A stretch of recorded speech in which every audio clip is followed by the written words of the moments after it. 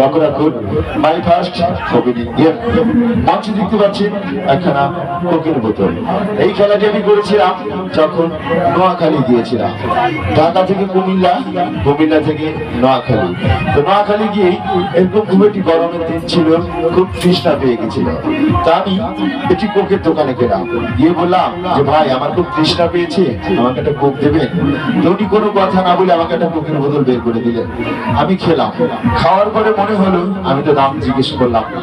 তো ওনাকে জিজ্ঞেস করলাম, ভাই কোক তো আমি খেয়ে ফেলেছি, কোকের দাম কয় টাকা? উনি বলছেন 20 টাকা। আমি পকেটে হাত দিয়ে দেখি আমার পকেটে রয়েছে 10 টাকা। আমি ভাইকে বললাম, ভাই আমার পকেটে রয়েছে 10 টাকা। তুমি আমাকে জিজ্ঞেস করলেন আপনি কি কোথা থেকে এসেছেন, কোথায় যাবেন? আমি বললাম আমি জাদু শিল্পী লিটন সরকার, এসেছি আপনাদের এই নোয়াখালী দিয়ে জাদু দেখানোর জন্য। তো উনি বলছে জাস্ট কয়েকদিন যাবত এখানে মাইকিং প্রচার হচ্ছে যে এখানে জাদু শিল্পী লিটন সরকার আসবে। তো যেহেতু আপনি জাদু শিল্পী, আপনাকে কোকের দাম দিতে হবে। আমি তো মনে মনে আনন্দিত হলাম, হয়তো বা ওনারা আমাকে আপ্যায়ন করলো। তারপরে কোনো কথা না বলে আরেকটি কোকের বোতল আমাকে বের করে দিলেন, দিয়ে বললেন আপনি যেহেতু জাদু শিল্পী, এই কোকের বোতল দিয়ে আমাকে একটা ম্যাজিক করে দেখান। তা আমি বললাম দেখি চেষ্টা করে পারি কিনা। তো লক্ষ্য রাখুন আমি ম্যাজিকটি কিভাবে করেছিলাম। আমার সাইড ব্যাগে ছিল এরকম একটা সিলিন্ডার, অনেকে বলে সিলিন্ডার, অনেকে বলে পাইপ। তো এই পাইপটি কোকটিকে আমি এভাবে ঢেকে দিয়েছিলাম। সাইড পকেটে ছিল এরকম একটি রুমাল, এই রুমাল দিয়ে আমি কোকটিকে ঢেকে দিয়েছিলাম। তো দোকানদার বললেন যে ভাই পাইপ দিলেন, রুমাল দিলেন, রহস্য কি? রহস্য দেখাচ্ছে তাই না? তো লক্ষ্য রাখুন ম্যাজিকটি আমি কিভাবে করেছিলাম।